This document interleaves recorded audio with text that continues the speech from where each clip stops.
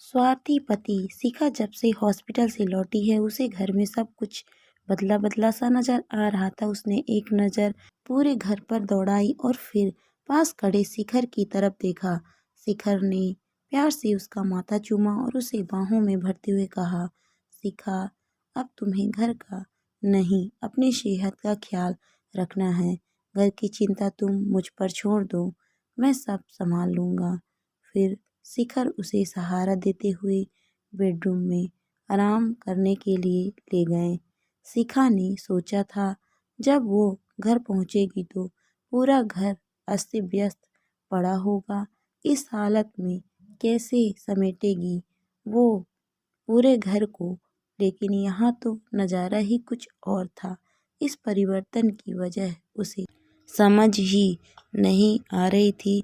उसकी हैरानी तब और बढ़ गई जब उसने अपने बेड पर सुर्ख लाल गुलाब का गुलदस्ता और एक पत्र देखा। उसने फिर शिखर की तरफ देखा। शिखर जानते थे कि शिखा को लाल गुलाब बहुत पसंद है। इस बार शिखर ने कहा तो कुछ नहीं कहा, लेकिन उनकी आंखें नम हो आई। वो कुछ कहती इससे पहले शिखर ने उसके होठों पर अपना हाथ रख दिया और उसे बेड पर लेटाकर किचन की तरफ चले गए। शिखर का ये बदला हुआ रूप उसे अजीब जरूर लग रहा था, लेकिन इस बात की खुशी थी कि एक्सीडेंट के बहाने ही सही शिखर ने उसका ख्याल तो रखा, वरना शिखर की बेरुखी उसे अंदर ही अंदर खोखला किए जा रही थी। बेड पर लेटी शिखा देर तक पास रखे गुलदस्ते को निहारती रही, जैसे उन सुर्ख गुलाबों से कुछ कहना चाहती हो। फिर उसे याद आया, ये पत्र भी तो उसी के लिए है। पत्र में शिखर की चिर पर चिर हैंडराइटिंग देख एक पल को उसे लगा जैसे गुजरा जमाना लौट आया है। शादी से पहले हर खास मौके पर शिखर उसे पत्र लिखा करते थे।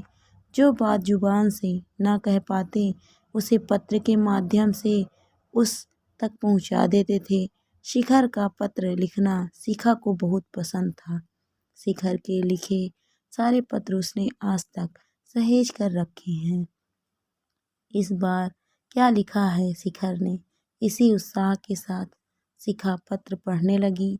प्यारी शिखा, आज फिर मन में कई ऐसी बातें हैं जिसे मैं तुमसे कहना चाहता हूँ, लेकिन कह नहीं पा रहा हूँ, इसीलिए हमेशा की तरह पत्र का सहारा ले रहा हूँ।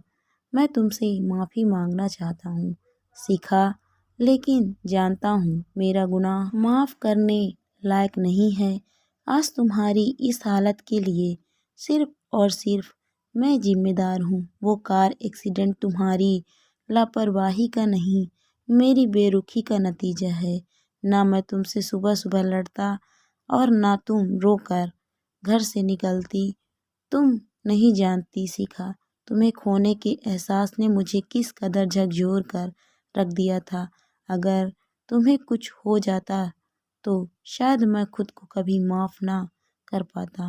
माफ़ी के काबिल तो मैं अब भी नहीं हूँ, लेकिन तुम साथ हो तो कम से कम अपने पापों का पश्चाताप तो कर सकूँगा।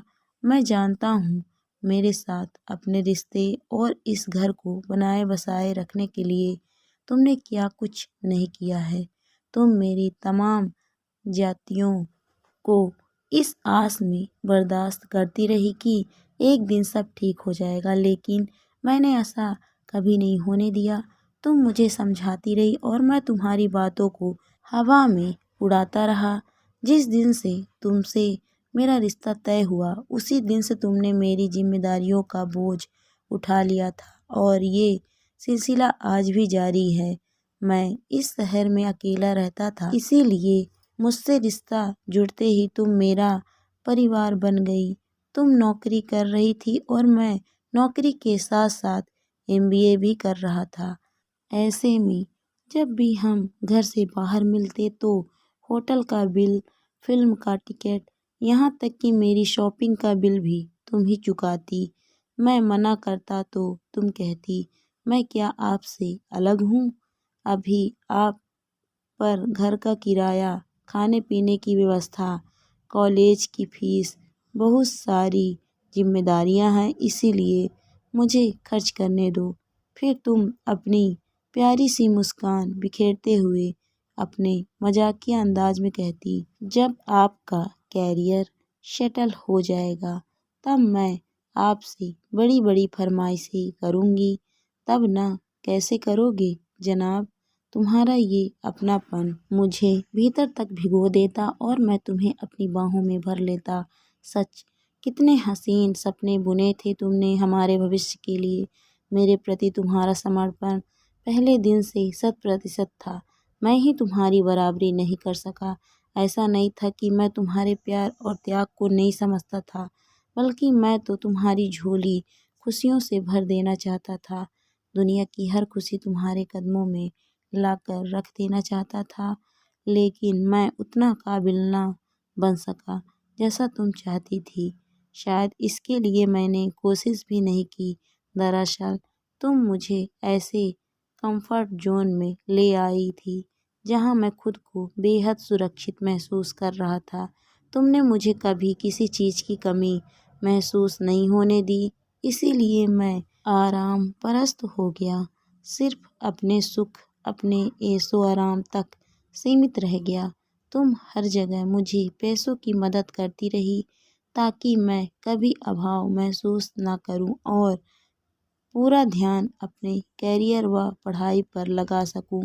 शादी के बाद भी तुम मेरी पढ़ाई का खर्च उठाती रही ताकि मुझे प्रमोशन मिले और हमारी गृहस्थी अच्छी तरह चल सके, लेकिन मुझे अब तुम्हारे पैसों की आदत पड़ गई थी। मेरे मुंह में जैसे खून लग गया था। अब मुझे हर समस्या का समाधान तुम में नजर आने लगा था। जाने अनजाने मैंने खुद को लालची और आलसी बना दिया था। मेरी खुशी के लिए तुम घर बाहर की तमाम जिम्मेदारियां खुशी खुशी उठाती रही। हाँ, प्रत्युषा के जन्म के बाद तुमने पहली बार कहा था, शिखर, अब मैं नौकरी नहीं करना चाहती, अपनी बेटी के साथ रहना चाहती हूँ, उसकी अच्छी परवरिश करना चाहती हूँ। उस दिन पहली बार मेरा लालची मन बेचैन हुआ था, अंदर तक कांप गया था मैं तुम्हारी बातें सुनकर, लेकिन मैंने तुम पर कुछ भी जाहिर नहीं होने दिया। उस समय तो मैंने तुम्हारी हाँ में हाँ मिला दी, लेकिन अगले पल से ही मेरा लालची मन इस जुगाड़ में जुट गया कि कैसे तुम्हें फिर से नौकरी पर भेजा जाए ताकि मैं घर की जिम्मेदारियों से मुक्त हो सकूं। तुम कोई फैसला लेती इससे पहले ही मैंने माँ को कानपुर फ़ोन किया और उनसे अनुरोध किया कि कुछ समय के लिए मेरी गृहस्थी संभालने आ जाए। छोटी बहन की बीएससी फाइनल ईयर की परीक्षा होने वाली थी, इसीलिए माँ ने आने में असमर्थता जताई तो मैं फ़ोन पर ही रो पड़ा। मैंने माँ से कहा, माँ, शिखा जॉब छोड़ना चाहती है। तुम तो जानती हो मेरे सिर पर बैंकों का कितना लोन है। मेरे पास सरकारी नौकरी भी नहीं है जिसके भरोसे मैं निश्चिंत हो सकूं। प्राइवेट नौकरी का क्या है, एक गलती हुई नहीं कि नौकरी हाथ से जा सकती है। यदि शिखा ने नौकरी छोड़ दी तो मुझ पर बहुत प्रेशर आ जाएगा। मुंबई जैसे शहर में एक आदमी की कमाई से घर कहाँ चलता है। मेरी स्थिति पर माँ पसीज गई और छोटी बहन को मझधार में छोड़ कुछ समय के लिए मेरी गृहस्थी संभालने मेरे पास आ गई। मैंने माँ को समझा दिया कि वो शिखा को ना बताए कि मैंने उन्हें यहाँ बुलाया है। साथ ही शिखा से ये कहने को भी कहा है कि वो नौकरी ना छोड़े। माँ प्रत्युषा की देखभाल कर लेगी, लेकिन तुम मेरा षड्यंत्र शायद भांप गई थी। तुमने मुझसे कुछ कहा नहीं, लेकिन तुम्हारा मौन चीख चीख कर अपना दर्द बयां कर रहा था। अंतरंग पलों में भी तुम मेरे पास मेरी बाहों में तो होती, लेकिन मात्र एक शरीर के रूप में। मेरी शिखा ने शायद उसी दिन दम तोड़ दिया था जिस दिन मैंने उसे उसकी बच्ची से अलग किया और उसकी मर्जी के खिलाफ उस पर अपनी जिम्मेदारियों का बोझ डाल दिया। जिस शिखर को तुमने ऊंचाइयों के शिखर पर देखना चाहा, वो तुम्हारी कमाई और तुम्हारे शरीर का भोगी बनकर रह गया था। शिखा, उसने तुम में अपना कंफर्ट जोन ढूंढ लिया था। मेरे संघर्ष के दिनों में तुम मेरा सहारा क्या बनी। मैं तुम पर आश्रित होकर जैसे निश्चिंत हो गया, जैसे मैंने तय कर लिया कि आगे का जीवन तुम्हारे भरोसे ही काटना है। घर परिवार, बैंक, पैसा, पड़ोसी, नाते, रिश्तेदार, एक एक कर मैं सारी जिम्मेदारियां तुम पर थोपता चला गया कि प्रत्यूषा के स्कूल में पेरेंट्स टीचर मीटिंग होती तो मैं जानबूझकर ऑफिस की मीटिंग का बहाना बताकर घर से जल्दी निकल जाता। घर में माँ या करीबी रिश्तेदार कुछ दिन रहने आते तो मैं जानबूझकर ऑफिस से लेट आता ताकि तुम सब संभाल लो, मुझ तक कोई बात ना आए। मैं इस कदर स्वार्थी हो गया था कि बेटी के बीमार होने पर भी छुट्टी लेने से साफ मना कर देता था। तुम्हें अकेले खटते देखकर भी मेरा कठोर मन कभी न पसीजता। तुम हर साल कहती, इस बार गर्मी में लंबी छुट्टी लूँगी, हम कहीं घूमने चलेंगे। ऐसा ना कर सकें तो मैं घर पर प्रत्यूषा के साथ रहूँगी। शाम को जब आप घर आओगे तो साथ बैठकर चाय पियेंगे और खूब सारी बातें करेंगे, जैसे शादी से पहले किया करते थे। तुम कितने अरमान से अपनी भावनाएं व्यक्त करती थी, लेकिन मेरा लालची मन तुरंत कैलकुलेट करने लग जाता कि तुम्हारी छुट्टियों से मेरा कितना नुकसान हो जाएगा। मुझे माफ़ करना सीखा। तुम मुझे हमेशा सपोर्ट करती रही, लेकिन मैं उसका इतना आदी हो गया कि तुम्हारी भावनाओं को समझना ही भूल गया। मुझे सिर्फ अपना सुख, अपना आराम, अपनी सुरक्षा से मतलब था। तुम और प्रत्यूषा भी मेरी ही जिम्मेदारी हो, इस बात को मैं जानबूझकर भी नज़रअंदाज करता रहा।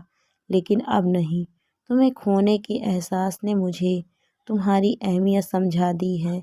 तुम्हारे बिना मैं एक कदम भी नहीं चल सकता सीखा। अब मैं तुम्हें वो हर खुशी दूंगा जिसकी तुम हकदार हो। तुम्हें ऊंचाइयों के उस शिखर तक पहुंचकर दिखाऊंगा जहां तुम मुझे देखना चाहती हो। हमारी बच्ची को ऐसी परवरिश दूंगा कि उसे कभी किसी चीज़ की कमी महसूस नहीं होगी। शिखा, अब मैं वैसा बनना चाहता हूँ जैसा तुम चाहती हो। यदि मैं ऐसा कर सका तो यही मेरा प्रायश्चित होगा। मैं माफ़ी के काबिल तो नहीं सीखा, फिर भी हो सके तो मुझे माफ़ कर देना। तुम्हारा शिखर। पत्र पढ़ते पढ़ते शिखा की आंखें भी छलक पड़ी। बरसों का गुब्बार आज आंसुओं के रास्ते बह चला। शिखर नाश्ता लिए कब से उसके पास बैठे थे।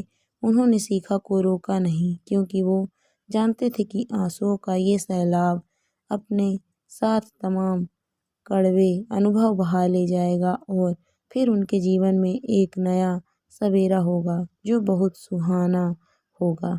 Thank you for watching my video.